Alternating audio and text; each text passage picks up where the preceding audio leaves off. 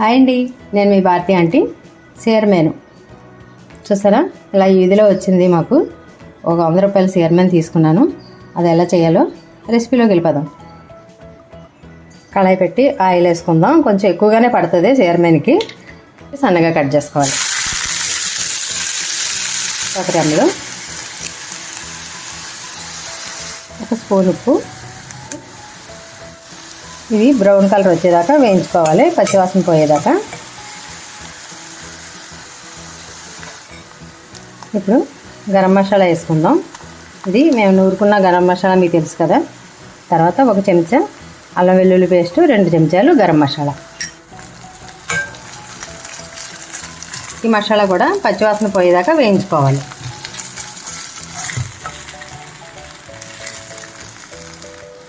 ఇప్పుడు ఒక 2 స్పూన్లు కారం వేసుకోవాలి. మీ రుచికి సరిపడగా, మీరు తీసుకున్న చైర్మన్కి సరిపడగా మీరు వేసుకోండి.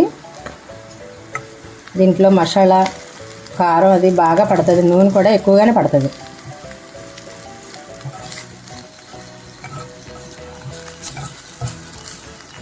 ఇప్పుడు మొత్తం చైర్మన్ అంతా వేసేసుకుందాం. దాన్ని మసాలాగా కలిసేలాగా బాగా పైకి కిందకి వేసుకోవాలి. దీంట్లోకి నీరు వస్తుంది, అప్పుడే నీళ్ళు వేయకండి, తర్వాత నీళ్ళు వేసుకోవాలి. సిమ్లో పెట్టి ఇలాగే కూర అంతా కలుపుకుంటూ ఉండాలి.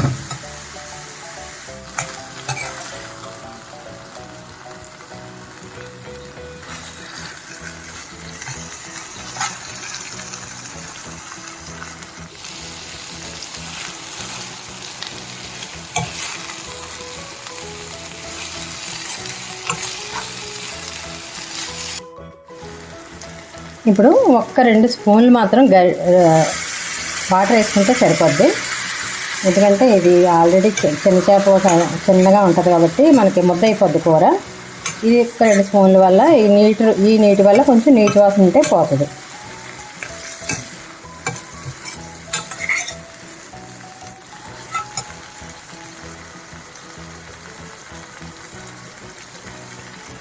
ఇప్పుడు కొంచెం కొత్తిమీర వేసుకుందాం. తర్వాత లాస్ట్ మళ్ళీ కొంచెం కొత్తిమీర వేసుకుంటే బాగుంటుంది.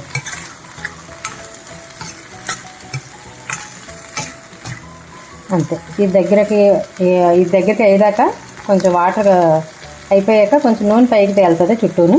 ఇప్పుడు కట్టేసుకుని అన్నం తినేయడం.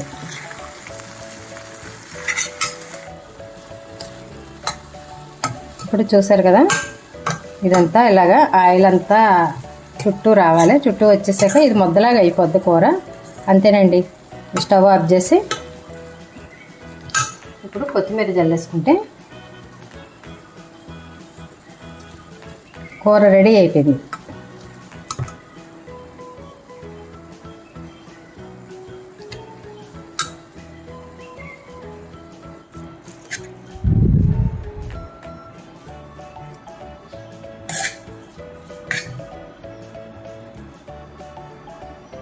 వేడి అన్నంలో చైర్మన్ కూర వేసుకుని తింటే బయట వాతావరణం చల్లగా ఉంది.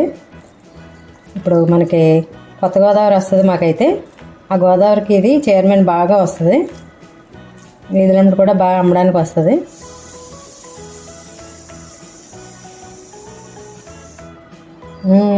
వేడివేడిగా తింటే చాలా బాగుంటుంది కూర.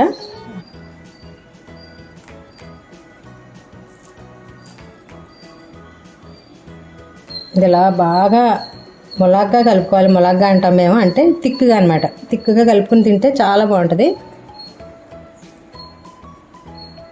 సూపర్.